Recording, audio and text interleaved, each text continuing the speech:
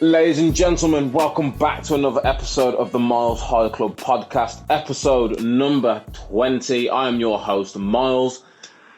Let's look at elephant in the room, in my room. Don't know about your rooms, but elephant in the room. Last week, I was successful in securing and placing an order of a PlayStation 5. Hold your applause. I'm trying not to get too excited until it's delivered and I open the box and I see the PlayStation and I plug it in and it's all working. Until then, I'm going to try to remain as humble as I possibly can be. But just know, as soon as that day arrives, I will become unbearable, or slightly more unbearable if you already find me unbearable as it is. But listen, I don't know about... For me, it's been an emotional journey to the point where I think I was following about 6 different Twitter pages. I was in Discord groups. I was following 24-hour Twitch streams to watch when stock was dropping in the UK. I was getting DMs off people that like, I know someone that's selling them, or this page here is running a competition to win one. Like, everyone was going all out for me. My work laptop had one internet page open dedicated to every single UK retailer that was selling PlayStations, so that if I was at work and stock dropped, I could just quickly open up a next tab, well, not even open up, jump over to a next tab and grab one. But no, it happened Thursday, I want to say. I think it was Thursday, yeah. It was Wednesday or Thursday. It's been an exciting time for me. Wednesday or Thursday, there was a rumor drop on Game. I've seen the rumours between 8 and 10 and another rumour between 10 and 2. So I was like, 10 seems to be the lucky number. However, I spoke to someone from work and they said that they've got a game login. So I was like, you know what, let me create a game login and see if that helps my chances of getting one. So I went to create a game login, stuck in a queue. Again, there's a queue to get on because everyone's rushing there because there's a rumour that it's going to drop any time now. So I went in this queue. I get through the queue. So because I've got through the queue, I don't need to queue again. I create an account. I come out of creating an account. Game drops. PS5's in stock. My boy Johnny, who I work with, who me and him have been speaking near enough every day, mainly about PlayStation 5s and how to get one. He messaged me on WhatsApp, game. Because I was on my laptop trying to buy a bundle, he rings me, answered it because it was coming through WhatsApp, so I answered it on my laptop. We were on the phone for an hour and a half with each other. Literally, I was explaining to him. He was in a queue. He got thrown into a queue on 2 devices, I think. I was in on my laptop and my phone. So luckily, I was in the game. I was in game twice. Every time I clicked a link, it took 5 minutes. And this is not an exaggeration. Every time I clicked a link, it took about 5 minutes for the next thing to happen. I was like, bundle. Oh, wait, 5 minutes. 5 minutes comes up, the link's finally loaded again. Buy now. Confirm. Oh, listen. Every time I click something, imagine the website was that busy. There was no pictures loading. It was all just text. All text. And then pictures would eventually load up. And then a link you'd see where the text gets highlighted to let you know that that's the link. Otherwise, you're just looking at words and you don't know what word you need to click. Oh, man. It took me 35 minutes, I think it was in the end. I think it took me 35 minutes from when I clicked on the buy now PlayStation page to go through to the console selection. I didn't even waste time. I was literally like, all I know is I want Spider-Man. As soon as I saw a bundle that had Spider-Man's picture, I just clicked that bundle, made sure it wasn't the digital copy. Physical, I want the disc version. Disc edition, saw Spider-Man. Didn't know if it was coming with an extra controller or not. I did want an extra controller, but I'll buy that later on down the road. Had it to bag, waiting for it. And then I got to the stage where it was like log in or continue as guest. And I thought, purely for speed, I'm just going to continue as guest. So I hit continue as guest. I went through and I was like, every time I click something, I was like, at any point now, it can just throw me into a queue or it can just say not in stock. And I don't want that to happen. Clicking this, clicking that. And then it gets through to I got through, where did I get through to? Add to bag. There's the one. Press add to bag. Oh, then I've got to go to my basket. Buy now. And then I've got to wait. Boom. And then the delivery comes up and I'm like, oh, right, this is a new stage for me. put my delivery in that. I must have been on the delivery page for a good minute, reading my address over and over again. I was like, yeah, that's definitely it. Well, then let me check it one more time, just in case. Every time I scroll, I'll be like, I might have hit something. Scott, you probably think it's pathetic, but if you'd known how the past 3 months has treated me in a search for a PlayStation, you'd understand why I was taking my time. Put my delivery address in. Confirmed delivery. There was a £10 delivery option, £15 and £20. I was like, yeah, I'm spending a lot of money here. Don't worry about how much I spent. I'm spending a lot of money here. How is it not free delivery? Me being the cheap ass that I am, paid for the £10 delivery.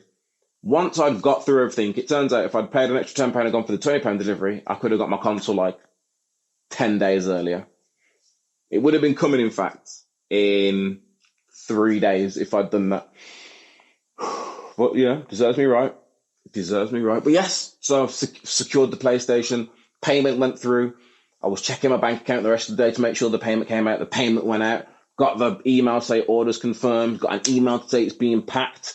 I'm now literally checking my emails every day, waiting for your order has been dispatched. That's all I need. Your order has been dispatched, and then it's happy days. For any gamers that watch this, I literally just brought myself a capture card. That came today, so the day I'm recording, I'll get into what day it is, but the day I'm recording, my capture card has came today. So hopefully by this weekend, I'll either have my stream up and running, or at least would have ran a test stream, and then give this game streaming lifestyle a go. And so yeah, I don't know, it's the same topic, but I'm gonna attempt to make it in the gaming world. I feel like I'm entertaining to watch. I won't be talking as much as I am now because I'll be playing the game, but I feel like I'm entertaining to watch, and I'm okay at games. I'll get better. Practice makes perfect. And it's one of these things where I just wish, never mind doing this 3-4 years ago, in terms of starting a podcast. I've been playing games since forever. I can't tell you a point in my life where I wasn't playing a form of a console. Always been into games. I'm not crazy.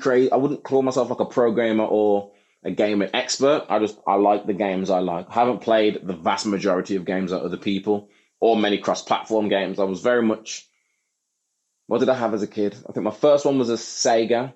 I remember having Sonic. And then I had a Nintendo 64. I had a Nintendo GameCube.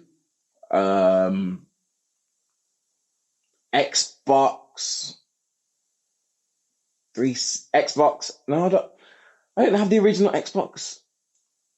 I think I had the GameCube for the longest, and then had the Xbox 360, then a PS4, and now the PS5. So I don't have like the longest gaming history, and a few handhelds. Game Boy, Game Boy Color, Game Boy Advance. I remember the Game Boy SP, the flip and fold one. I think I've still got one of them, actually. I think I've still got the Super Mario version of one of them. I'm going to try and find it. I'm going to see if I can find that. I remember buying it in CX for like £20 years ago, and I only did it. I think I was getting on a train to go somewhere, and I was like, how can I keep myself occupied? And I literally just went into a CX, seen a Game Boy and Pokemon. It was like £20-25 for it, so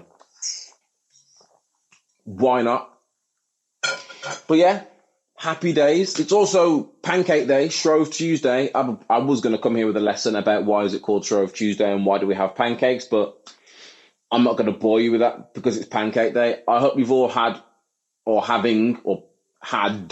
some pancakes today. Let's just get straight to it. Everyone is entitled to their own opinion. Everyone has different tastes. People like and dislike different things.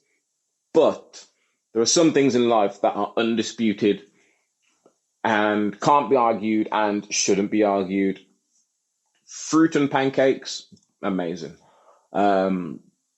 Chocolate and pancakes, whether it's physical or a spread, yeah, go ahead. Nuts, whatever, savory, whatever you're into, you are into. However, the undisputed combination when it comes to pancakes is lemon and sugar. It's as simple as that. There's no bacon, no maple, no wet food, no other dry food. It's lemon, fresh lemon, squeeze a fresh lemon over your pancake, half teaspoon of sugar. I don't know why I'm lying to you. Like, teaspoon of sugar, maybe another teaspoon of sugar, and then half the teaspoon of sugar. Roll it up, and you are good to go. Now, why do we call pancakes pancakes, but I don't know if it's the rest of I feel like the rest of the world calls pancakes what we call American pancakes, the thick ones, and they call what we have pancakes crepes. Why that is, I don't know. It's like how everyone calls football football, apart from America, and they call it soccer. Why? But who knows? Let's get into this podcast and let's get into some of the topics that I have taken down. It's been an interesting week. I've got a few throwaway stories, some serious stories. I'm not going to dive all the way into the seriousness, only because I don't know what I'm talking about. But I saw this flicking through, I think it was Instagram, and I was like, I need to read about this. Here's the headline: 3 shipwrecked people saved after surviving on coconuts for 33 days. I mean, 33 days, that is a long time for anybody. So I'm getting the story up now, just so I can actually let you know what happened in these 33 days. But for some reason, my internet's not working, so got to switch over. But yeah, that is 33 days on surviving on coconuts. I tried to read about it, but I was like, you know what I want to do? I was like, when I find these stories, I'm not going to read about them till I come on the podcast so that I can react with you guys, again, assuming you guys are watching this. So, here we go. The U.S. Coast Guard... Is it U.S.? Yeah, man. The U.S. Coast Guard rescued 3 Cuban nationals from a deserted Bahamian island where they had been living off coconuts for 33 days. It was incredible. I don't know how they did it. I was amazed they were as in good shape as they were, Lieutenant Justin Doherty told CNN affiliate. So apparently, while doing routine patrols on Monday, the U.S. Coast Guard air crew saw 2 men... See, I don't need you coming out right now. So while doing routine patrols on a Monday, U.S. Coast Guard air crew saw 2 men and a woman waving makeshift flags on Anguilla Cay, located in a chain of islands between the Lower Florida Keys and Cuba. The Coast Guard dropped down a radio and food and water to the crew on Monday and rescued them off the island on Tuesday. Hold on, what? Okay, I don't know how all these things work, but the Coast Guard, who I always thought were on boats, the Cubans' boat had capsized in rough waters about 5 weeks ago, the trio told the Coast Guard, and they'd swam to the island. This sounds like a happy story. I want to know who else was on this boat. But it says the Coast Guard dropped down a radio, food, and water to the trio on Monday and rescued them off the island on Tuesday. Why didn't they just rescue off the island then? Are you telling me there's no way they could have just dropped... What? I'm so confused. If they were flying over, couldn't they just drop some rope or a ladder and say, get on, we'll fly to safety? Or radio in, so can someone send a speedboat or something over here and come rescue these people that are stuck? But, imagine, first of all, you can only wish that if your boat capsizes, you're close enough to an island to swim over to an island to survive. I wouldn't be able to do it. I would panic myself to death. Boats capsizing, the capsizing of the boat wouldn't be what triggers me. It would be being in the ocean. Again, I'm assuming if your boat's capsizing, it's not capsizing at the shallow end of the beach or as you dock off where you could just swim to a ladder or something. I feel like you're out in the sea. You're capsizing out in the sea. All you're doing at the minute is looking around, thinking. Again, now I'm like, I'd look for a bird. Birds always fly to land. In the moment, you're not thinking about that. You're just looking around. Every time I've been out in the ocean, I just see sea. It's just sea everywhere. Right. It's getting cold in here, so this orange glow is going to have to come back on me just so it warms me up a bit. But yeah, that is... I couldn't do it. I wouldn't be able to force myself to swim. As soon as I hit the water, I'd be like, there's something around me. I'd be trying to look in the water. I wouldn't be able to see anything. People would be screaming. I'd swim myself into a panic. I'd panic so much, I'd knock myself out. A wave's going to take me, and then from there, it's just the end. it's the end of me. I'm trying to find out if there's any more information on the boat, but the trio reportedly had no serious injuries, but were flown to Lower Keys Medical Center to be checked out. So it must have just been them three on a boat. Their boat capsized. Imagine, capsized in rough waters 5 weeks ago. At what point would you give up? Like, at what point would you, and what I mean by, I don't mean give up as in give up. I mean, like, at what point would you give up and just say, you know what? No one's coming. We're never going to be saved. Let's learn how to fish and strip some of these trees and make a tree house or a tent or make something to survive. Bear Grylls up your situation because well done for survival. Well done for surviving that. And they lived off coconuts as well. Here's me saying, let's go hunt for fish, and you got people here that this is what I wouldn't have survived. They lived off coconuts. I haven't got the strength to climb a coconut tree. I know that much. And I had coconuts. When did I have last couple of coconuts? I had coconuts about 15 years ago when I went to Jamaica as a kid. My uncle's got a coconut tree in his garden, and that's the reason why for some reason I like the flavour of coconut, but I do not like coconut water. I drank coconut water fresh out of a coconut, and it was horrible. And from that day, it's always given me a gag. So whenever I taste or think about it the way it is now, but whenever I taste coconut water, I'm just nothing nice. Nothing nice about coconut water to me. I can drink it in a smoothie. If instead of like just put coconut water and a bunch of fruit in there, I can do it, but not by itself. Ugh. Ugh.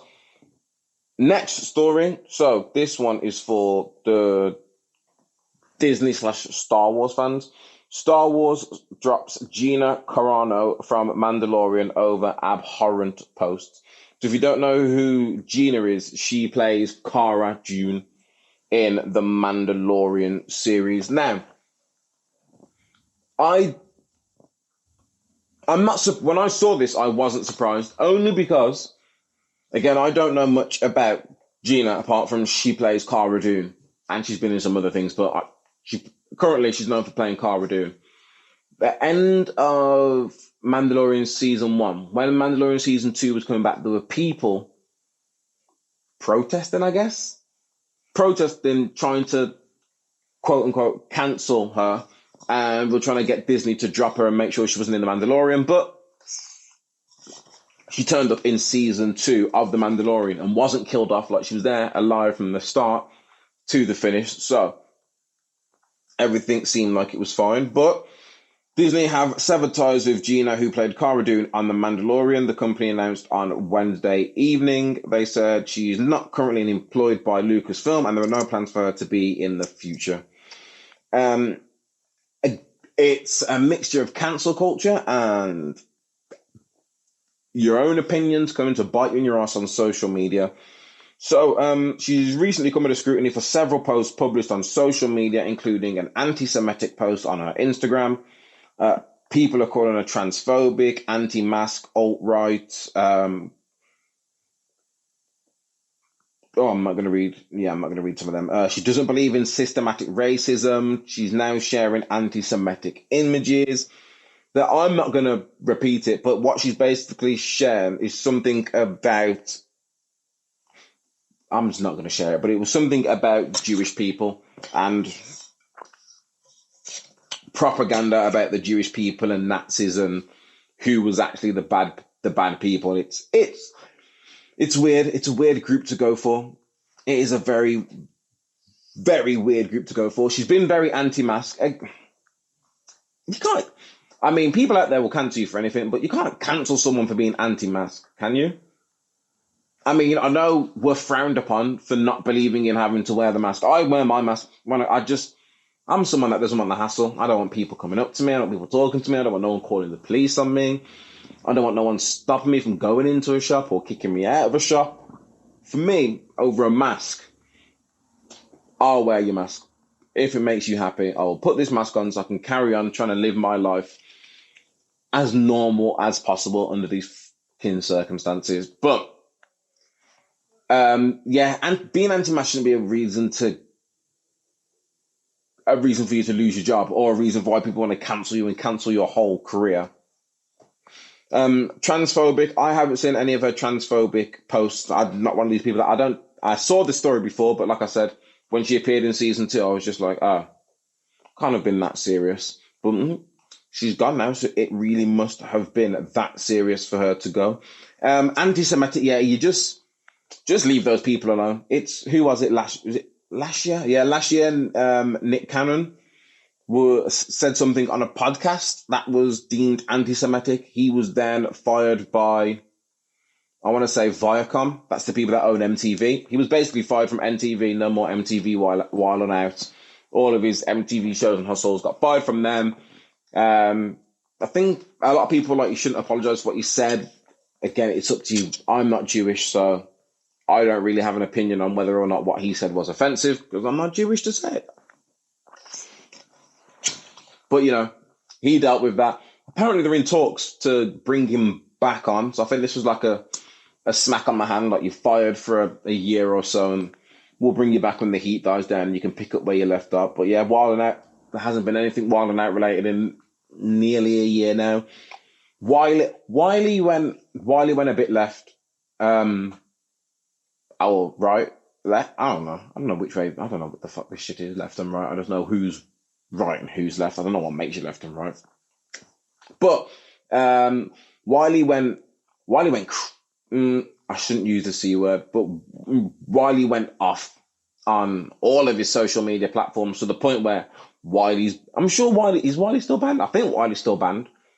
He's banned from Twitter, Instagram, Facebook. He basically got the Donald Trump treatment, and it flew unless you're within the culture, it flew under the radar of Wiley just getting banned from every single social media platform and having to go elsewhere to do rants and get his videos off. And that, again, he was saying things about the Jewish community. So, and Gina, aka Cara Dune, another one that has been bit in the ass by her anti-Semitic post. And it seems to be that was the final straw, the straw that broke the camel's back. That was it, because all these other posts have been going on, the anti-mask ones, the transphobic ones. What else did they say she's been doing?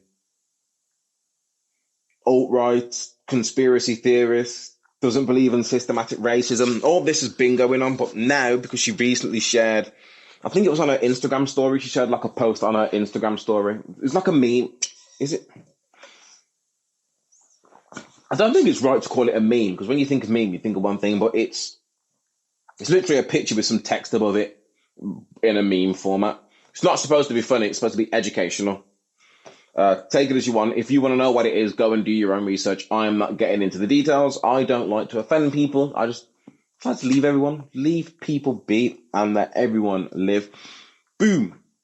Let's talk about the weekly COVID news. This one, I was flicking through and I wasn't even going to mention it but it made me laugh too much, and I was just like, this is why you've got to love them. Irish tourists book dental checkups in Tenerife to evade travel ban. And I was thinking to myself, this can't be it. And it's exactly what it says on the tin. So, Irish tourists appear to be getting around the country's travel ban on holidays by booking dental checkups on the Spanish island of Tenerife. There you go. Take that. I was about to say Boris, but Boris isn't. They don't care about Boris. The Irish have the luck of the Irish. They have found a way around their own laws. So they want to go on a holiday. Again, it's just more people who, you know what? I'm not going to say they don't believe or they're conspiracy theories. I'm just going to say there are a bunch of people who won't, or who are not letting COVID ruin their life. I think it's fair to say COVID has ruined an aspect of everyone's life, whether you've lost loved ones, whether you've lost relationships, friendships, your mental health, anything. It's destroying a lot of part of our lives. So some people are fighting back and saying, you know what, fuck this. I'm not standing for it. I'm not sitting for it. You can't keep us locked in our houses 24/7, all day, every day, and not tell us what's going on. And then when we do leave the house, nothing seems to be happening apart from all the stories that you keep telling us. I feel like that's what it is. So yeah, they've found a way around. I can't believe that seems so easy, so simple. Literally just ringing up over to Tenerife and just saying, "Can I book a dentist appointment I need a checkup?" It says checkups. By booking dental checkups on the Spanish island of Tenerife. The people in Tenerife aren't seeing an issue with it. They're like, "Yep, that's fine. You got to leave the country. Why leave the country? I've got a medical appointment. Why is your family coming? For support and to look after me?" I mean, can you argue with that? You could probably try, but that is a solid enough argument, and it is medical. Dozens of travellers at Dublin Airport have been producing letters to show border officials they are not travelling to the Spanish resort for its famed good weather, but rather to have their molars or incisors given a once-over, according to reports. Again, I haven't seen this in the news. This was an article, so this might have just been like 6 people. It could have just been a bunch of friends that have all been doing the same thing. I love it. I love it, and I think it's fucking genius. And chin to you guys. Well ripping done. Another story that's part of the weekly COVID news is Deliveroo urges the government to run a second Eat Out to help out. Which at first I was like, oh, of course you're going to want to say that. But then I was back and forward a lot. Because at first I was like, of course Deliveroo are going to say that. They sell food. Then I was like, hang on a minute. You do deliveries and takeaways, so why do you care about the Eat Out to help out? And then again, I remembered if they were to do Eat Out to help out, they would open up all the restaurants, or even more restaurants to be back open. I'm sure the business would start booming again for people like Deliveroo, Uber Eats, Just Eat, or Is Hungry House still around? I feel like Just Eat's branding really took over the battle of Hungry House and Just Eat. I remember using Hungry House once upon a time, but now I just instinctively go to Just Eat. But anyway, back to what I was talking about. The Deliveroo, they want to run Eat Out to help out. And here we go. So they said the discount scheme, which gave 50% off meals in August, would boost demand for ailing restaurants. They also said urgent support was needed to stop viable hospitality firms from failing, despite optimism about the vaccine program. It came as one worried pub boss called for pubs to be reopened by April. This is what I mean by ruining part of people's lives. Again, I can't speak for everyone, so I can only speak for myself. Me, I'm still working. People around me are still, I'm still working. My girlfriend's still working. She works for Sainsbury's. She's a manager at Sainsbury's, so she's never stopped. I've never stopped working. My mum works in a school. Her mum works in a school. Like, there's everyone I feel like I've been around is still working to the effects. I've got friends that have stopped, like friends that worked in gyms and did that. But to the effect in my life hasn't been major, apart from wanting to go out and go to the shop. So it doesn't really dawn on me, but pubs, restaurants, gyms, they are feeling it. Especially, it's been a year. We were locked down for 3 months, I think 3-4 months. Everywhere was closed. A lot of pubs and gyms and places like that and restaurants shut down permanently in that first lockdown. We came out for a bit. Eat Out to help out was great. I took advantage of that. I think we went for like 3 or 4 meals. And we went into the second lockdown.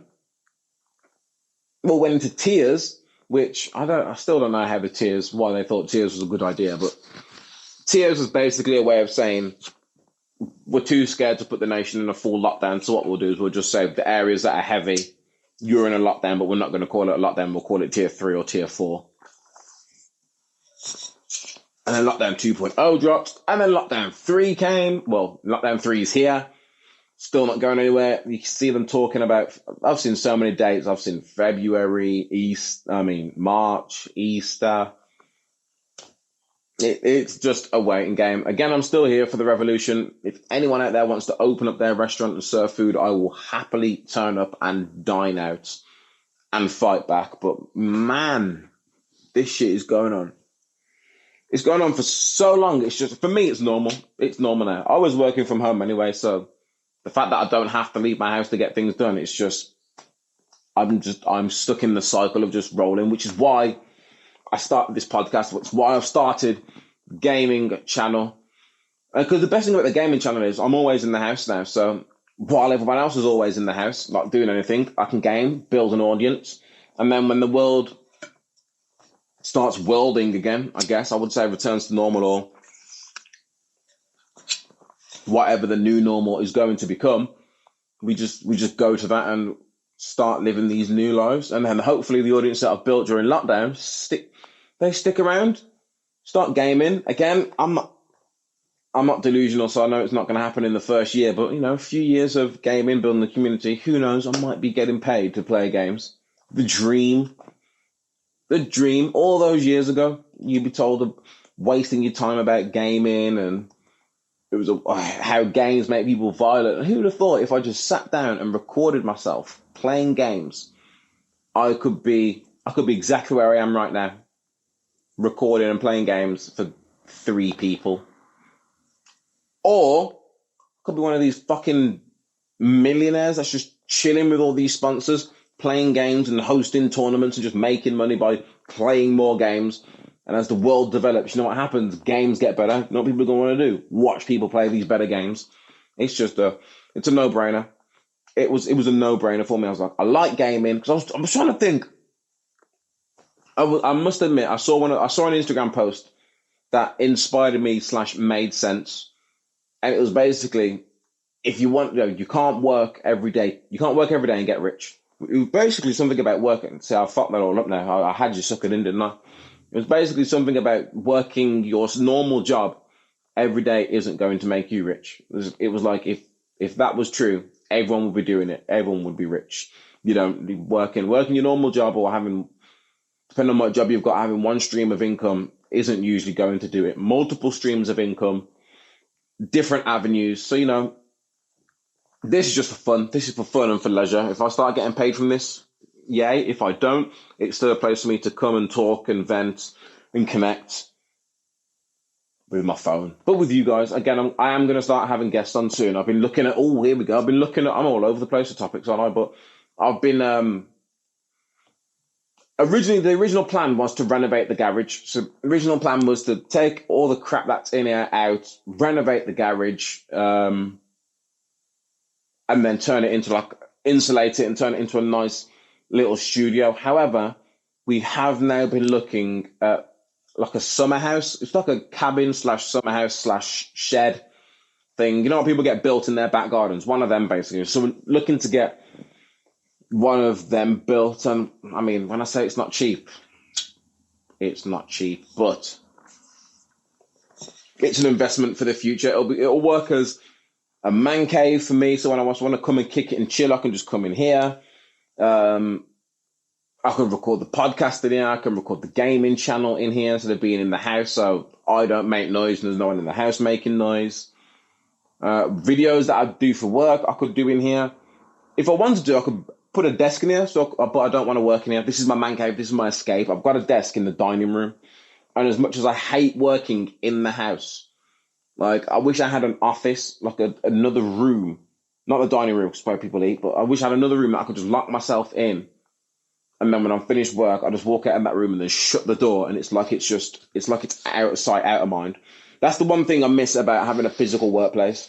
Like, when I used to work, even a hotel used to feel like home sometimes. Like I'd go to work and then I'd get through the lobby in the lift. As soon as I walked to my hotel and shut that door, I just be like, it feels good to be in a different place that I don't have to associate with work. And then especially when you travel, when you actually get home, and you start recognizing the area that you're in, and you see your road, and you see your house, and you put the key in the door and walk in, and it's like, I'm home. It feels so good to be home. That's the one thing. That's probably the biggest thing about working from home. That is a detractor from that I would tell people not to work at home for. If you don't have a space, it has to be cut out completely. For me, mine's a dining room. So anytime I walk in the dining room and see that nook at the corner, I'm just like, work. I'll work in this room. Not that I'm like, work. I do enjoy my job, but when you want to switch off, and it's been a long week, I'm just like, I don't want to think about work. I just want to shut it all out. I wish I just had a room. But again, so yeah, fingers crossed it's going to happen. Depending on how much this summer house is going to cost, it's in the grands. It's looking like it's in the grands, and I didn't win the lottery last night, so it might have to be a save up till the summertime and get that done. If that's the case, I might still just renovate this. Just take it all out, clean it, attempt to renovate it myself, even if it's something temporary, because we're going to get this knocked down. So it doesn't have to be the best job. It just has to be something temporary that'll last me for 6 months, a year at a push, because it's only going to get knocked down at some point for something more permanent to be put in here. I'm very confused how I got to that from talking about Deliveroo, but welcome to the wonderful life of the Miles High Club. Amanda Holden reported to police for 200-mile drive that breached rules. I'm in two bits about this one. So Amanda Holden drove 200 miles to her parents' house after she got what she called a disturbing or a distressing phone call from her family. So she jumped in the car. The papers keep pointing out, I don't know if it's an ad for them or if they keep mentioning the 48-year-old took out a black Mercedes, took out a Mercedes. Like every time they mention it, the 49-year-old, like in the caption, 49-year-old took a Mercedes. Later on, the 49-year-old took a black Mercedes. Where else does it say it? Here. She drove from such and such to such and such in a black Mercedes. Her neighbours saw her pull up in a black Mercedes. I'm like, why are they focusing on the Mercedes so much? But yeah, Amanda's side of the story is her parents phoned her. It was disturbing, so disturbing that she had to get up and drive 200 miles to there, spend the night, and then drove back the next day just to make sure everything was okay. I think the reason why it looked suspicious is because it was it's her birthday today, I think. I think they said Tuesday. It's her birthday today. And it's like she just went down to her parents just before her birthday to see them and then came back home. Her parents' neighbours noticed her. They called the police on her. I'm telling you, the government, COVID and the government, I still don't know what they're up to, but they're up to something, because we should have been suspicious when they said anyone who alerts us of anyone breaking the COVID laws will get a reward. I still don't know anyone that's had the reward. Apparently they're handing out a lot of fines. Whether anyone's actually been getting this award of up to £10,000, I think they said, for some, depending on the case. Who knows, but it's not worth it. I wish people just mind your business. Like if Amanda pulls up and walks straight into her parents' house, stays in her parents' house, and then leaves, it has nothing to do with anyone else. It's not like she's cross-contaminating the air in your house. But I try my hard. I work with, and I'm friends with both people who believe in COVID and everything that's happening, and people who disbelieve in everything that's happening. And both sides make sense. Both sides don't make sense. I will admit, one side tends to make more sense than the other side on a lot of the topics. But again, there are some people on that side that are so radical that I'm like, okay, all right, calm down. I don't think they're trying to do all of that with COVID, but I agree that they are up to something, and I'm sick and tired of it. Sick and tired. I don't know about you guys. I feel like everyone is sick and tired of it by now. I'm bored about talking about COVID. You're probably bored about listening about COVID, but like I said, it's nothing but COVID. So I'm trying to find some highlights. I want to try and find all the good COVID stories from now on, I think, like the house parties and countries uprising. I think something happened in Australia. Again, I try not to listen to some of these things until I see like concrete evidence, or there's like an actual someone I know who was present and can say like firsthand what the actual truth is. But there was something in Melbourne to do with marches and masks and COVID, because I'm sure they got put into a lockdown because someone from my work, Johnny, the guy I told you about who was on about the PS5s, he's from Australia. And he was saying that apparently someone, I think it was like I can't remember what that was, but someone got COVID, but is a Uber driver.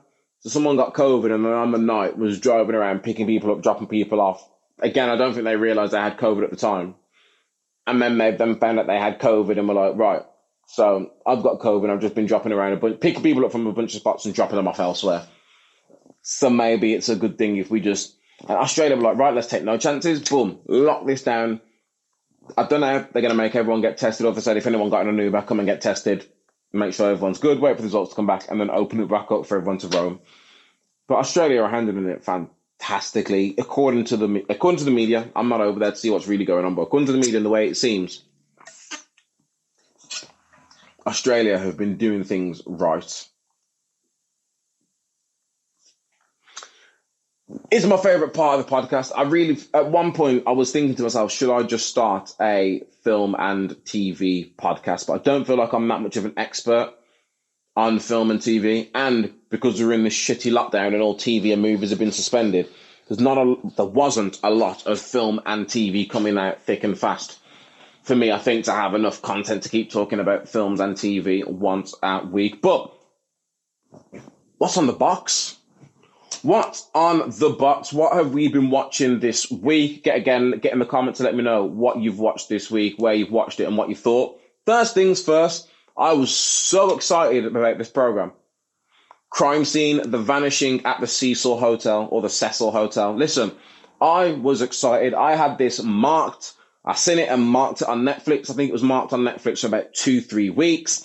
I remember when I was doing, not research for this, but I remember just looking at conspiracy theories before seeing that video of the girl in the lift and people, all the conspiracies around it saying what had happened. And it was, back then I was like, oh, this is really interesting. And then I saw that Netflix are doing something. And normally Netflix never miss.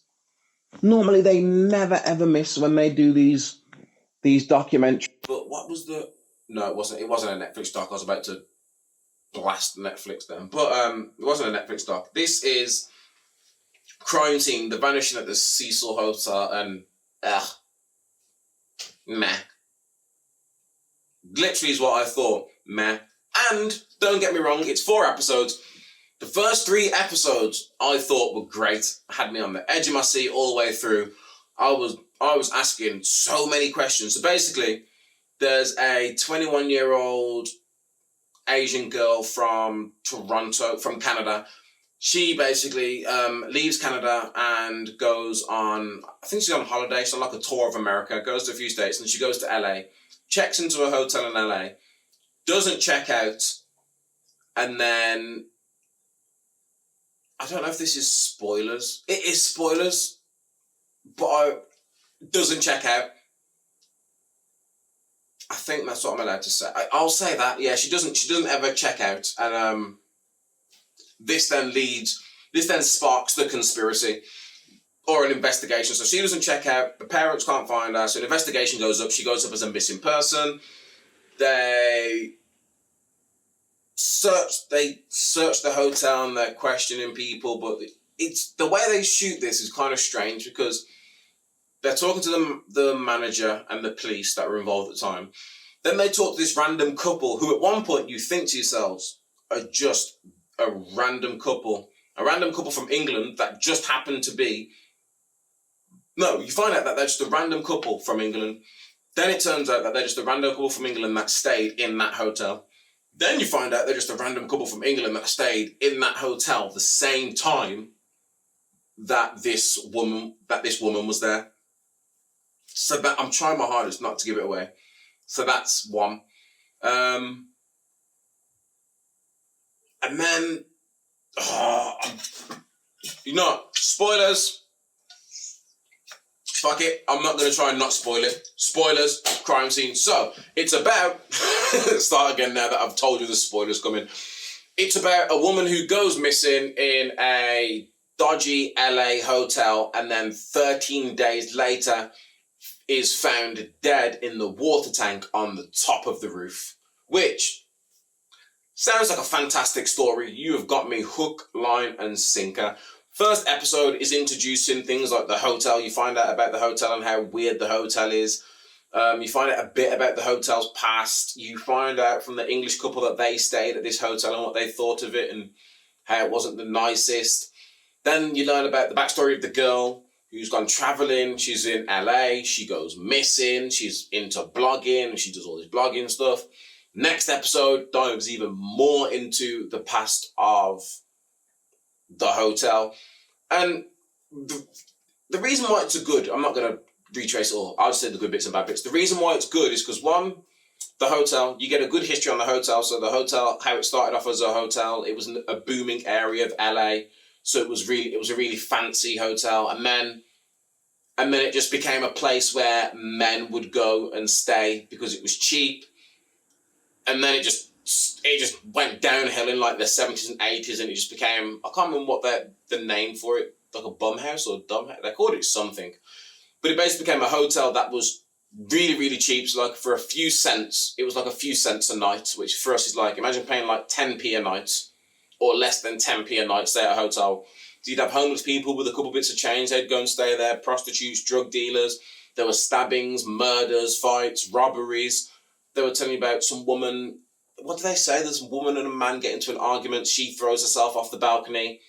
And then because she jumps to kill herself, she actually landed on someone and killed them as well as herself. Stabbings, shootings. So it's a crazy hotel. What's even crazier, do you remember the program I was talking about a few weeks ago, The Night Stalker? And it's Richard Ramirez. In this Cecil Hotel documentary, they tell you that he stayed at that hotel. And then there's someone telling you a story about how he stayed in that hotel, and the one night he turned up and took off his bloody clothes and left them in the alleyway or in a dumpster somewhere and walked through the hotel in his boxers covered in blood, and then just went into his room and washed all the blood off. And no one batted an eyelid, because at this hotel, that was a normal thing. They give you, what other cool bits are there? The background into the area of LA. They talk about Skid Row, about how the government wanted to deal with the homeless, didn't want to deal with the homeless, so a way of doing that is just put all the homeless people in one area and then barricade it off so that it was sort of like out of sight, out of mind, and Cecil Hotel was right in the middle of that. Oh my love. They are the good bits. What else was a good bit? The girl that goes missing. The information on her makes it interesting. She's a 21-year-old, happy, loves blogging and not tweeting. I can't remember what app she's using. Is it Tumblr? I'm sure they say Tumblr. So she loves blogging. She seems happy-go-lucky. She goes to uni. She goes to a library while she's over there. She's traveling in different states. She's saying that she wants to make friends. So you got all these things. So when you put all this, the story that they paint is you've got a naive girl in a very dangerous hotel in a very dangerous city where it's not unlikely for her to be preyed on. That's the premise. The first 3 episodes lead you around this premise. So they lead you around the conspiracy. Oh, another good bit is all the conspiracy theories. This bit is very similar to Don't Fuck With Cats. If you haven't seen Don't Fuck With Cats on Netflix, go and watch Don't Fuck With Cats. Man, that's a good documentary. A little bit of this comes into play where they're on about the sleuths, who are basically online detectives, not real detectives. Like, it's on people that are online that want to solve crimes or stuff like that. So it shows you how, because she went missing, they put out a video of her last seen location, which was her in an elevator acting strange as fuck, which is that's what the whole thing's based around, pretty much.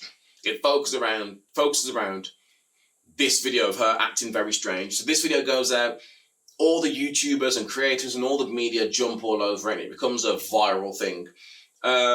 It's a viral thing of people are saying, why is she acting weird? What's she doing? She's hiding from someone. Why does she push all the elevator buttons? It then comes up that someone's like, this video's been slowed down. If you look at the time, it's been slowed down and chopped. You can see where it's been chopped. You can see where it's been slowed down. So then everyone's like, conspiracy. The hotel's behind it. The hotel's behind it. The hotel's like, we didn't edit it. We just took it and gave it straight to the police. And then people are like, oh, the police are behind it. So a lot of people think it's a cover-up, and they think they're trying to cover something up, which, why would you release the video in the first place? But again, so now you got the conspiracy that she was murdered or she's been kidnapped. Then her body gets found because the couple that I mentioned earlier, so this British couple who appear at the start of the documentary, you just think to yourself, why are we talking to a random couple that were at the hotel? One, they're the reason the body is found. So basically, she goes missing. Police come in, they search the whole building, including the roof, but they search the roof when it's dark, so they've got a helicopter light on it. They don't see anything. The dog doesn't pick up any scents. They leave it, because apparently the dog picked up her scent in the hallway. It leads them all the way to a window where there's a fire escape, which she could have climbed, or someone could have climbed and gone to the top of the roof. So then, this couple anyway calls to say that their water's brown. They've been drinking it, been bathing in it. She's like, this water's brown and it's got a weird taste to it. So she gets moved rooms. There's no water pressure. They get the maintenance guy to go and check it. He goes up to the top of the roof, looks in the water tank. There she is, naked. Clothes are at the bottom. She's face up. Yeah, she's face up. And yeah, there we go. Fair enough. Police come in, murder investigation. Everything goes off. There's conspiracies around it, all of her being murdered. Let me just get to the bit that annoyed me. The first 3 episodes make me say watch it. However, for me, it's the ending. So, the conclusion that it all comes with is that she suffered from bipolar, which is true. She was on meds. They left so much of it. Again, you can see why they do it. They leave so much out and then mention it at the end. And then when you hear it all at the end, you're like, oh, well, if I'd known that at the start. But yes, so she was bipolar. She'd come off her meds. They'd spoke to her sister, and her sister explained what she was like if she had come off meds previously, which is the same sort of erratic behaviour she was displaying. What they put it down to is she'd come off her meds because she was also leaving threatening notes on people's beds in the room that she was in, because she was in a shared room, so she had to actually get moved rooms. So she was being weird, she was acting very strange, she was off her meds. The theory is that she was acting strange, she was off her meds, she was trying to hide from someone. She climbed up to the roof, climbed on top of the water tank, took her clothes off, got in the water tank, and then drowned. That's the theory. Again, you're probably thinking, well, what about the CCTV? There is hardly any CCTV in this shitty hotel. There's one camera in the elevator, which is where the main video comes from. And I think they've got a camera out the front and back, which doesn't pick much up apart from her walking back to the hotel. But I was so invested, expecting such a juicy story. And it's not like it even ended in mystery. They were just like, case solved. She climbed in there and drowned because she was bipolar and lost her meds. There were conspiracies because they were like, how did she get into a water tank? Why didn't she climb back out? Originally, the rumour went around that the lid was closed. So there was like, how did she climb into a water tank and then close the lid behind her? Because it was a whole lift-off lid, not a hinged one. And then like they reveal in the next episode that the caretaker never said the lid was closed. It's what someone assumed. The caretaker said when he got there, the lid was open. So it makes sense that she climbed in, couldn't reach up to close the lid. I was just bitterly disappointed. Again, you've been warned about the ending, so don't moan at me if you go and watch this now and you don't like it. If you do like it, then good on you. I'm glad you had fun.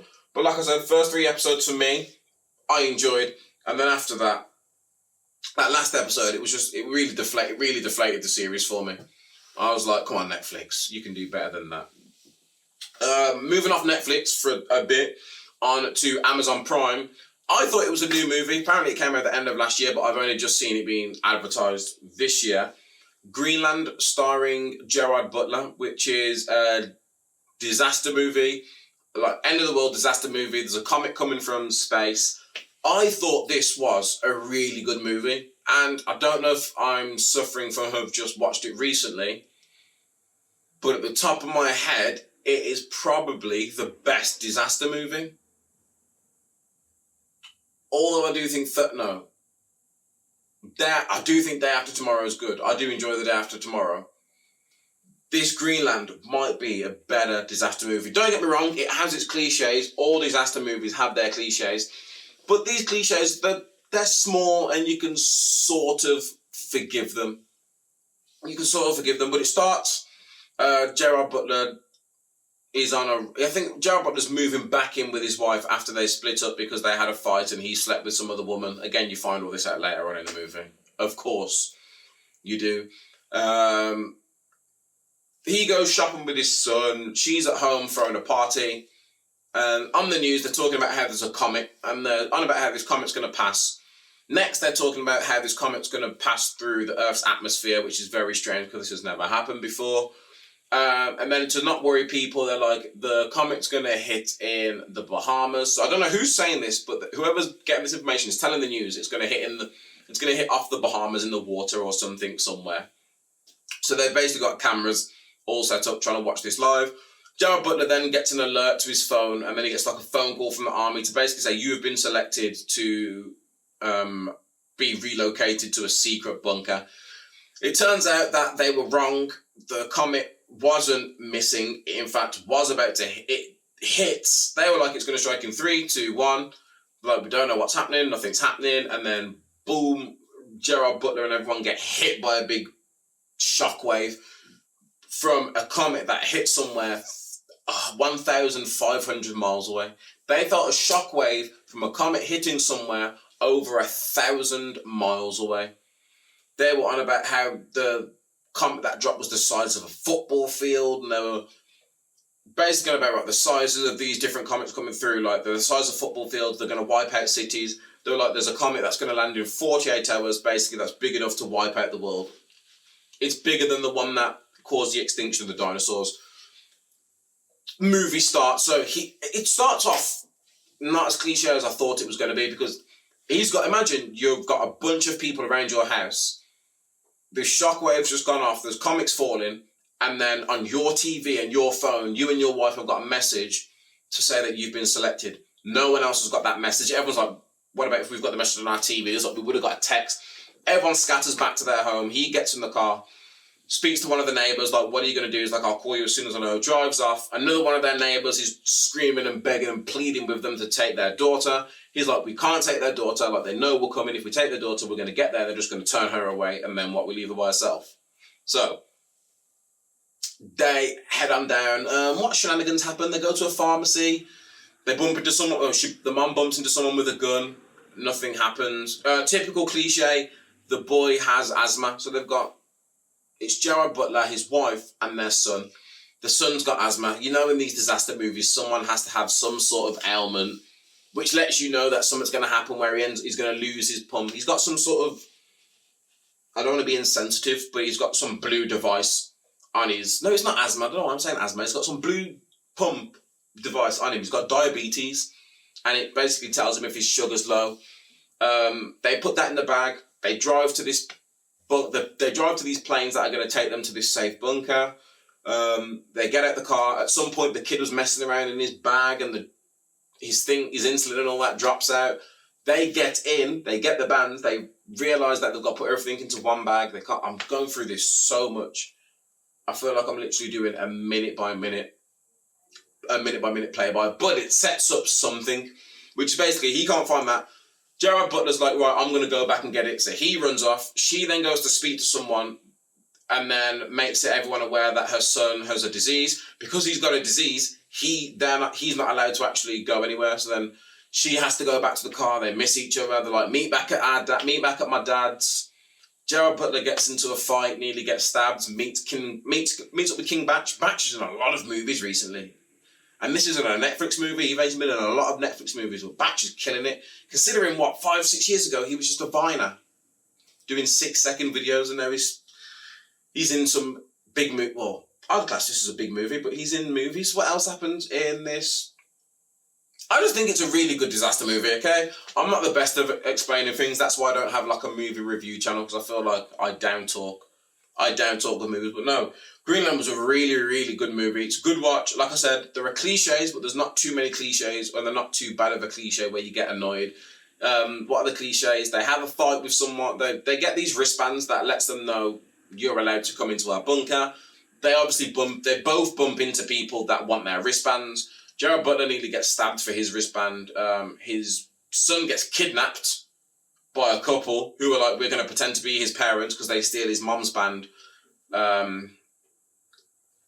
They all get split up. At one point, all three of them are by themselves. They end up reuniting. They drive somewhere, get in a plane. The plane crashes. They survive. They get in the bunker. Luckily, the bunker holds up.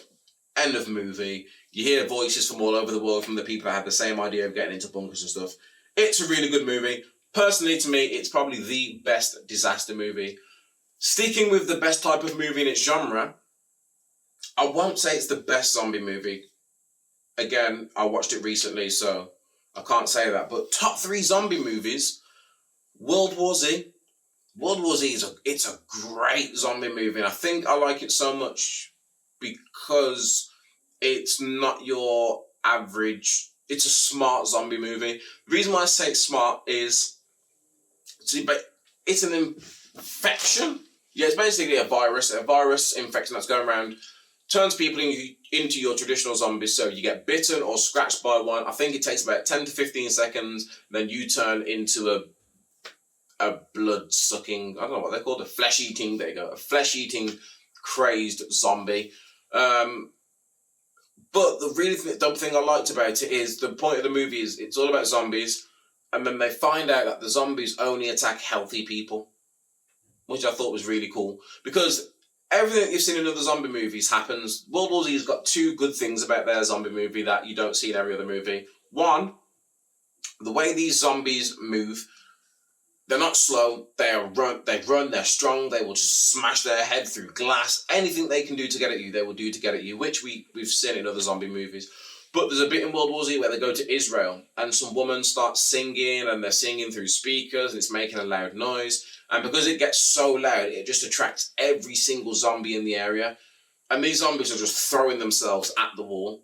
But what happens is they end up making a little pile, and the pile just gets bigger and bigger, and they all just start running up each other until the point where they start leaking over the wall and leaking into the city, because the city had built a wall around to protect themselves from zombies when they first heard about the possibility of this infectious zombie thing going around. So the zombies all break in. That is one cool thing, because it's not something you've seen before. Normally the zombies, they just walk into the wall or they'll just start scratching the wall. The way it happens and they all pile up on each other, it's so dope. And it sets it up for the rest of the movie, because now you're like, well, what the fuck's going to stop them? Because you can't hide behind something, because you know they're just going to pile up on each other and jump straight over the top. It's where I think Game of Thrones got it from in The Long Night. You know, The Long Night, when the dragons set fire to make a ring around Winterfell, and then they just start lying down on the fire, and then it puts that bit of the fire out, and then they all start walking through again. Such a great little bit of that episode. But that's one good thing, and then the other good thing is who the zombies attack. The zombies only attack healthy people. So I think I miss it, but I think there's a scene right at the start where they run past someone. Then there's another scene where the zombies are all running, and this kid basically just gives up because the zombies are running at him and just puts his hand on his head like this, and the zombies just run straight past him and you have no idea why. And then I think it's his friend get their arm chopped off, and then the zombies start paying less interest into her, some military person that helps him out, because he chops her hand off after she gets bit, and he's like, I don't think they're coming for you. Basically goes into a lab, injects himself with something, and then walks straight past them. So it's like a cloaking device. Doesn't stop the zombies, doesn't cure the zombies, doesn't undead them, doesn't kill them. It just basically works as like a camouflage. So because you're unhealthy, they no longer have an interest in attacking you, which I think is really, really cool. Again, I'm a geek. I geek out about some of this stuff, but I just thought it's a really dope concept of zombies and a virus only attacking healthy hosts, and what they had to do to combat this virus, which was inject themselves with other lethal viruses. And they mentioned lethal on purpose as well, because at one point when I first watched it the first time, I was like, does that mean I could just inject myself with the common flu and just walk around with a blocked nose all the time and they wouldn't bother me? And I was like, no, because the common flu won't kill the average host. Has to be a lethal element that is killing the host, because then why would a zombie virus want to attack that host? Again, how they work out, how they know this, don't ask those questions. But again, dope concept. Next up on the list,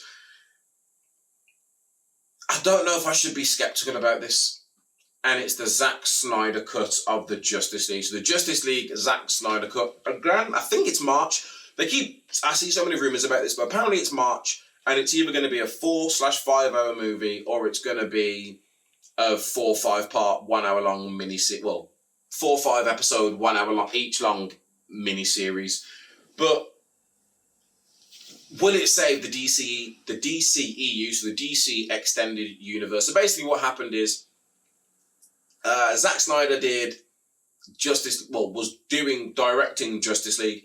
As he was creating Justice League, I think his daughter passed away or something. I shouldn't say passed away. Something happened. He had a family emergency. Let's say that. That's a safe way of saying it. He had a family emergency, which means he had to stop production on the movie and go and take care of business. And instead of stopping production and waiting for him, Warner Brothers, is DC Warner Brothers? I think DC's Warner Brothers. DC, whoever owns DC, they brought in Joss Whedon, who's known for doing a lot of the Marvel movies, like I think he did Thor Ragnarok. They brought him in to finish off the movie. And what he did is he basically cut out and got rid of a lot of the stuff that Zack Snyder wanted, sort of changed the concept-ish of the movie, and then put that movie out. And then that movie was panned. It was shit on, just like every other film from the DCEU that isn't... Yeah, from the DCEU. Everything in the DC Extended Universe is panned. The Chris Nolan Batman trilogy is not part of it, so that's it. But apart from Wonder Woman, everything in the DCEU it's been panned, and it's rightfully so. It's all been pants. So this happened. Zack Snyder was like, "That's not what I wanted it to look like." There are so many intricate little details. I was watching a YouTube video earlier. There were so many intricate little details from the Snyder Cut trailer compared to the theatrical release. That was like, I don't know if that's going to make a massive improvement on the movie, like lightning striking at certain times and the way things happen when they land, but I'm not here to judge. Well, I'm not, but I do judge. So what's happening is you see a lot more of Darkseid, who's the big bad villain. There's meant to be a bigger focus on Cyborg, because he wanted Cyborg to be sort of the main character or the main focus of the good guys, and he wasn't. I think Flash is getting a little bit of a backstory, or Flash is going to get set up for a Flash film more than what he was in the previous one. Instead of just being like the token comedy guy, he's going to be taken more seriously. There's a extended Batman dream sequence. The Joker's appearing in it. We're going to see Superman in his black super suit. There's a lot of things that Zack Snyder's restoring. That's what he says. He says he's not changing things. He's restoring his original vision. So all the things that they cut out and chopped and didn't want, he's putting it all back in to bring out the Snyder Cut. And I'm thinking, is this going to save the DCEU? I don't think it will. I don't think this is going to encourage people to have high hopes about anything DC produces in the future, only because this is all Zack Snyder. Like, we saw what happened when Zack Snyder stepped away from it. Now, unless he agrees to sign up and do every single DC movie moving forward, I can't see whether this is I do think it's going to be better than the theatrical version.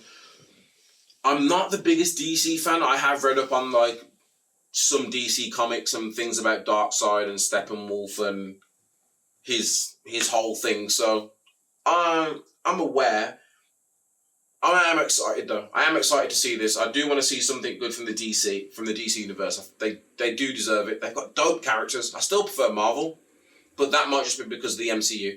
It might just be because of how good of a job the MCU has done, that even if I try and take a bias out of it, I have a bias still where I'm going to say, but Marvel just did it so well. They've just done it so well. And talking about what Marvel have done so well, episode 6, WandaVision, let's talk about it. So, playing off of, I think, one of the big things last week, episode 5, where Vision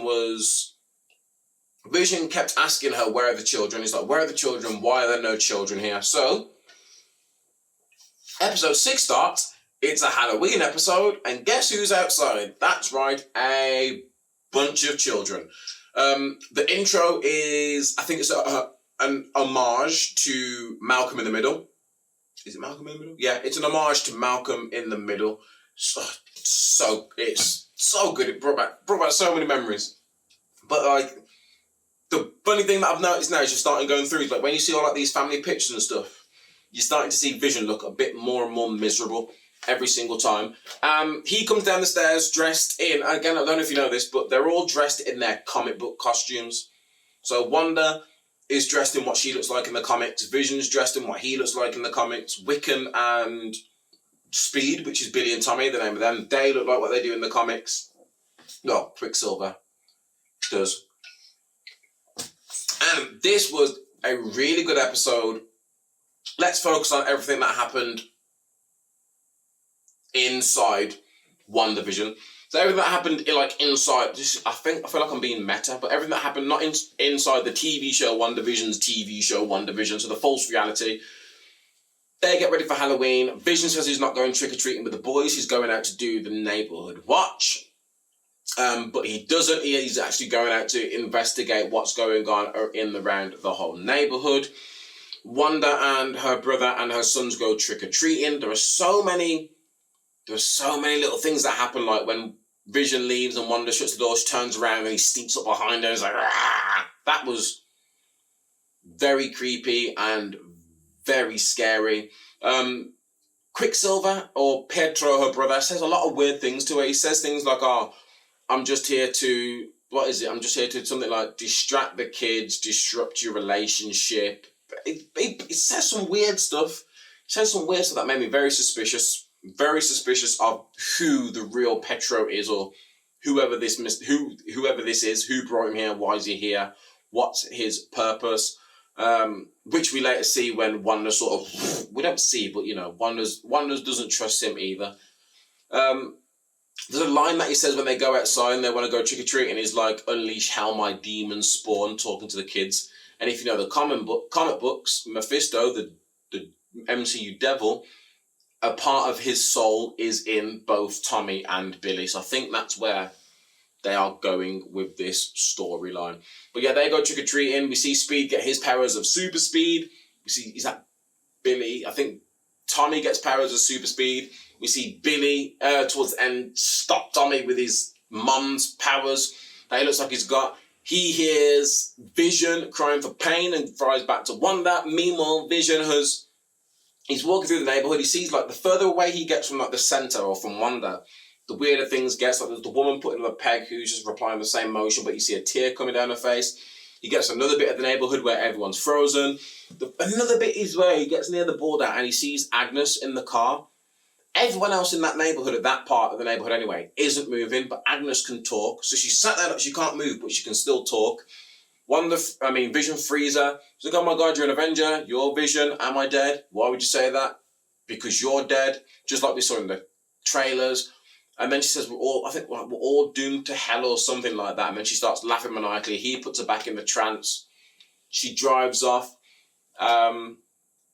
Weird thing about that is I'm sure when they're tracking Vision, when we're outside of that reality and we're in S.H.I.E.L.D., they see two dots in that car, or they see two dots. But when Vision gets there, there's not two people there. There's only Agnes. I'm thinking, is there someone inside Agnes that's possessing her? Is there someone in the boot? Where's Ralph? We haven't seen him in a minute. But yeah, Vision ends up breaking his way out. He sees the S.H.I.E.L.D. people. He's like, help them. They need help. And then we cut back. We cut back to, I think it's Billy. Runs back to his mom, stops Tommy, they speed back to their mom's like, Daddy needs help. Quicksilver says some smart remark. Wanda's like, boom, hits him with the magic, the chaos magic. And then she closes her eyes, opens her eyes up again, and then Wanda starts expanding the hex, because that's what Darcy calls it. She starts expanding the hex to the point where I thought she was just going to expand it just enough to make sure Vision stays in. Nope, she expands and just expands for what seems like quite some distance. So I think they originally said it's a 5-mile radius. So next episode, we should hopefully find out how much of a radius it's gone to. But what does this mean for S.H.I.E.L.D.? Because if we go back to the outside world, you've got the trio of Darcy, Monica, and Jimmy. They're talking to Hayward about what's going on. They basically have a falling out. Hayward's like, he basically says, I don't trust you. Get them out of my sight. They get thrown out. Monica and Jimmy beat up some people watching them. They sneak back in, hack in. It's one of those cliche things, but again, I was into it. They sneak back into a different tent, hack into the servers. They find out something called is it Project Decay? No.